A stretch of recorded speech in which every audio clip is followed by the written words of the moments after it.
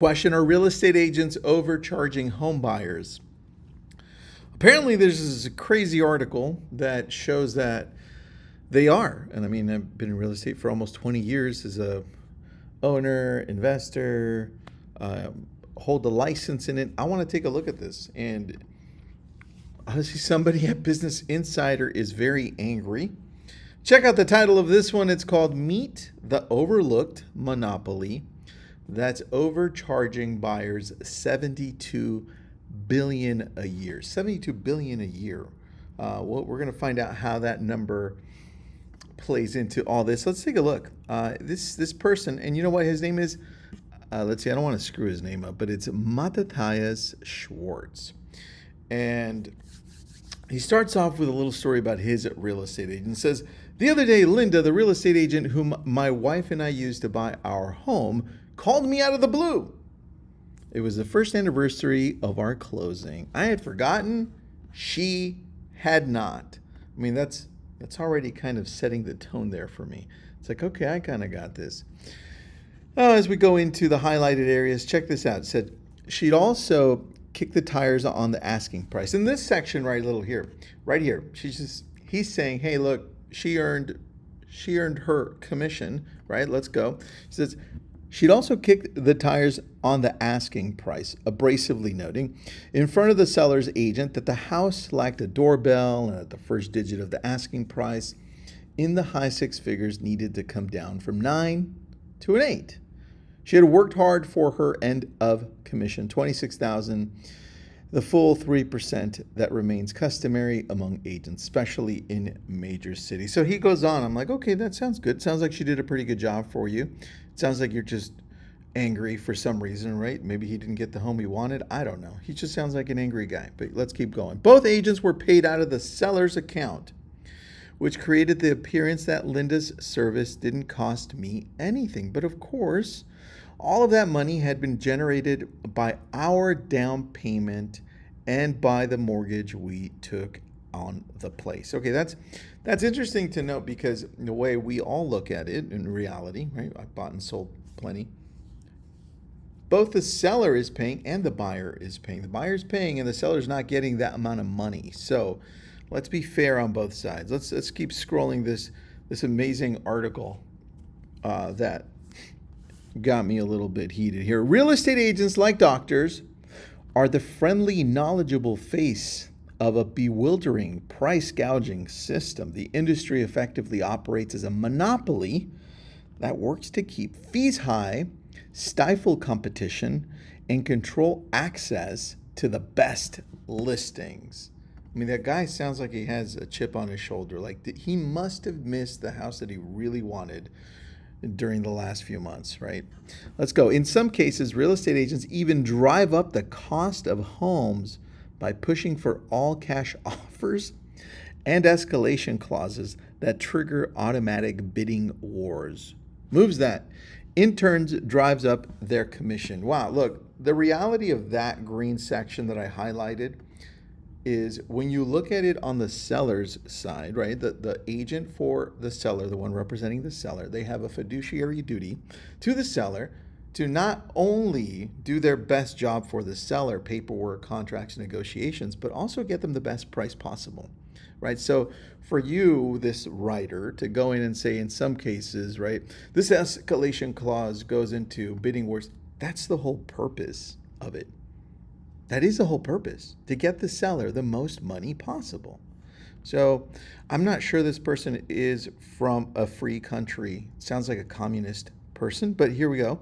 As a result, Americans pay far more for real estate agents than home buyers in most other developed nations. By the way, he has a graph, which I'll show you in a little bit.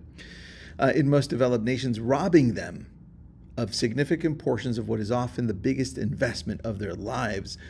If Americans paid the same rate as the British, they would save more than $72 billion a year in real estate commissions. Now, we're going to keep on going into this, but I wanted to pause really quick because the words that he's using are used in place to make people angry that are reading. It's like, oh my gosh, real estate agents are doing this to us. And that's irresponsible of this journalist. I'm not sure he's written anything else. I haven't really dug into it. But the fact is, this is the crap that people are reading. And so I want to show this and just decompress some of this so that you can see both sides of this, right? Here's the chart. Commission rates for real estate agents are far higher in the US than in other developed nations. So you've got Japan at the top at 6%, US is 2 at 5.5%, and then you've got 4 states together there, Spain, Italy, France, and Brazil, all at 5%, and then it goes there 4, 3, 2, 2, 2, 2, 2, all the way down, right? And I'll put up the link to this great article so you can read it too. But let me continue this. To keep prices inflated, right? There it is, his great words. American agents have used 2 time-tested methods. At the federal and state levels, the National Association of Realtors routinely lobbies against regulations that would protect consumers and spur competition, right? In fact, I think that's actually the opposite of what he's saying, because we live in a free country and because sales is one of these great things that Americans actually do, right? It actually spurs competition. Going back to what exactly he just said, and he just glided over it, his own words. He said, in some cases, real estate agents even drive up the cost of homes by pushing for all cash offers and escalation clauses. Guess what? A capitalist country does that. So, not sure where he's going with this, but doesn't sound very good. Here we go. Next, blue section. At a local level, according to economists, agents systematically hog the most valuable listings for themselves and steer buyers away from sellers who dare to offer a discount on. Dude, what kind of agent did this person use? That's my first question. Like, what is going on, right? Deborah, right? It sounds like this guy's he must be from a communist country coming into the United States. That's what I'm just thinking. It's kind of nutty. But let's keep reading because it gets even better. The thing that pisses me off is that buyers and sellers, people, the consumers are reading this and they're going, oh my gosh, real estate agents are bad. Yeah, I never thought of that. But when you read through it, you realize that it's just, it feels like a bad review from somebody who had one bad experience with a weird agent. It's unbelievable. This guy just happens to work for Business Insider. Here's something that he tries to dig at. Definitely biased. Check this out.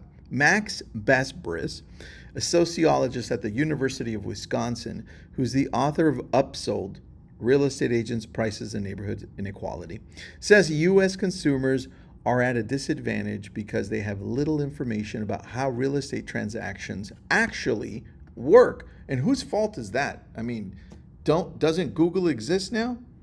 Right? If I'm going to go into surgery and I'm trying to find out as much as possible about the surgery I'm about to have, don't I have Google? I do. And look, keep on reading. When you're a buyer and you ask, how do I pay you? They say, oh, I split 6% commission with the seller's agent. No, that's actually not how we say it, or a lot of agents that I know say it. They say, hey, look, it's negotiable. And we usually split it with the other end. Nobody says, hey, 5, 5.5, 6%. No, crazy. And you know what? I can't read who the user is saying, but Business Insider is clickbait. This is a garbage article. I'm just showing it to you because it just came out today. And I want you to see what people are reading, because what people are reading, they're going to have questions on, and they're going to be like, well, what about this? Because I read it here. So let's keep on reading this. It says, when you're a buyer and you ask, how do you pay, or how do I pay you? They say, oh, I split the commission with the seller's agent. They don't tell you that it's negotiable. Yes, that's his agent didn't, unfortunately. It's like, sorry, you used a bad agent, Mattathias, or I don't know how to pronounce your name. I don't think consumers understand that it's a norm, not a law. And that, whose fault is that at that point? The internet exists, right? People are on TikTok, on Facebook. Jeez, keep on going. It gets better. It's not hard to do. All it takes is a 2-week course. Oh, this is a good one. He's saying, hey, this is how easy it is for real estate agents to get their exam. And I don't have any qualms with this. I agree with him. It's not that hard to do. It says all it takes is a 2-week course and passing a state exam. But because both commissions and the stock of available housing are fixed, the market isn't able to correct for sudden glut of brokers by regulated supplier demand. Okay, that, again, commission isn't fixed, right? And the amount of housing isn't fixed either. So I'm not sure what he's referring to, except that I agree with him. It's kind of easy to get a real estate license. Monopoly rules. Deborah, Mattathias does not have access to Google for sure. I'm not sure he wrote this article from the United States. You are correct. The reason for all this is simple. He's talking about monopolies. In America, yes, great. The real estate market essentially operates as a cartel. All right, so now it's a cartel. A group of independent firms that collude to fix prices and stifle competition. I mean, I would argue we actually do the opposite, right? Because if you're working for the seller, the whole idea is to get as many offers as possible and to get the highest price with the best terms for the seller. I don't see how anybody would argue with that. That is the case, right? April, crazy, right? So it gets better. A group of independent firms that collude to fix prices and stifle competition. How do they do it? How do we do it? How do we do it, everybody? Through a mechanism called the multiple listing service, right? That's forget Redfin or Zillow, which practically has the same information. No, it's the multiple listing service. That's what does it. And here, on many systems, I don't know. Jockey, I don't know what's up with this one. This is a real article. I'm showing you this because this is a real website that has clout, Business Insider, and it has a garbage journalist for this. So I'm just flabbergasted, and I had to share it with you. On many systems, agents can post properties for sale under a category called Coming Soon. That's visible only to other agents who pay to subscribe to MLS. Buyers who want to compete for Coming Soon listings, often some of the fastest selling and most desirable properties, have no choice but to use an agent who has MLS access. Now he's crying about living in America and Americans trying to make money off of all these things. Sounds just like a crybaby to me. By using an agent, here it is, but using an agent doesn't mean you'll get a better deal. One study found that sellers actually receive lower price for their properties when using an agent, as much as 7.7% less. And I read that study, and that study is absolute garbage too. It's like 7 pages of garbage. So it's a link there, so you can read it too. I'll put up the link as well. And that's in part because agents for buyers tend to steer their clients away. Hold on, I'm going to zoom into that. This is crazy. That's in part because agents for buyers tend to steer their clients away from properties on the MLS that offer lower commission rates, where they stand to make less money.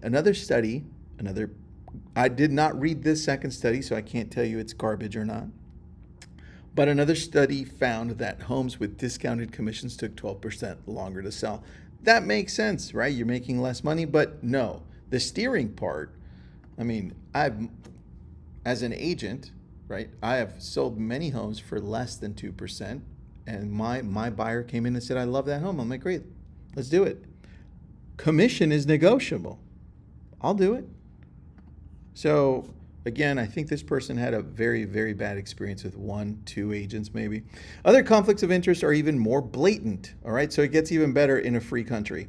Some states permit dual agency. Oh my gosh, you can make more money in the United States if you represent both sides? Holy cow, this is getting nuts. I don't know if I can live here anymore. In other instances, which agents gleefully refer to double dipping or double popping, both agents come from the same brokerage, enabling them to keep the entire 6% commission in-house. All right, that's weird. There's a great article showing how commission has gone up since 2012. Now let's get into more juicy stuff. When Zillow and Redfin launched 2 decades ago, part of their promise was to disrupt the existing model by providing the same service at lower price. right? But we all know that Zillow and Redfin got into it not to offer the consumer lower prices, but to actually create a business from it, right? Zillow wants a piece of the commission, and so does Redfin. That's the real reason. So again, shitty journalism. In its early years, Redfin listed properties for a flat fee of $2,000 and rewarded buyers with lavish rebates. But over time, the rebates have gotten smaller, and the company's business model has drifted closer to that of a conventional brokerage, albeit one that charges sellers a discounted commission of 1%. So look, where's the cartel if there's Zillow and Redfin there and other companies charging less? The fact is that they do a shitty job, so agents are there because they do a great job for the most part. So over time, we read that one. Zillow, meanwhile, is mainly an advertising platform, enticing prospective buyers with listings and then encouraging them to sign with an agent and lender who pays Zillow to generate leads. Yeah, because Zillow, that's how they make money, right? There you go. This is pretty, Ben, color me shocked. Dude, it's crazy. I'm just showing you what people are reading so we stay aware. It gets better. So just bear with me. This is like 5 more minutes. I just want you to know what's happening out there. But that doesn't mean, so now he's talking about things that we should be doing as the consumers, saying, hey, these are some of the things. I brought solutions. All right. This is not me talking. This is this guy. I brought solutions, and here they are. But that doesn't mean you're powerless in the face of real estate monopoly. Yeah. We're not running a monopoly, but here we go. For starters, if you're selling your home, it's important to understand that you don't have to sign what's known as an exclusive right to sell agreement, under which the agent gets their commission, even if you wind up bringing in the buyer. Great. And you know what happens there, Mattathias? What happens is you end up with weaker agents who do a shitty job, and then you end up writing another article here because you ended up getting a shitty agent. See, this is the stuff we're dealing with, right? This is nuts. Next, where is this? This guy lost me here. Instead, you can sign a contract that gives you the option to pay no seller's commission if you find your own buyer. Yeah, this is a great way to find shitty agents. You can also do an open listing, which enables you to work with multiple agents. What an amazing idea, right? Let's get all the agents to work with us. In the scenario, you find yourself having to pay for things like staging and photos, but competition between agents helps open the door to a frank conversation about adjusting their commission. I'm sorry, I thought we were already doing this. When we put it up for sale and we do all the marketing, then buyers are working out there and agents are working out there to bring in the best possible buyer for the home, right? So I think it's just making it more complicated and putting more work on the sellers or the buyers. It's like, do you have time to do the agent's job at this point? All right, if you're willing to do some work for yourself, no, you're not willing. There are a number of startups, including Redfin, Hauser, Upnest, Rex, Redefy, and Listing Spark. There's all these other companies, guys, and yet we're a cartel. But there's all these other companies, okay? Offer discounted commissions for the sellers, and if you decide to handle the sale on your own, you may be able to use what are known as flat fee MLS companies to make sure your property shows up on the website, an MLS database. This is the garbage advice that he's giving. The fact is, you need to sit down and interview the best agents out there, meaning have they sold in my area before? What's their track record? How about the brokerage that they're part of? Do they have a decent, strong track record? What about calling the people that they've worked with in the past? Their past clients, right? Now you're sure you're going to get somebody who's going to negotiate for you and do very well for you. The advice that this person's giving is somebody who's maybe had 1 or 2 transactions under their belt, and now they want to do surgery.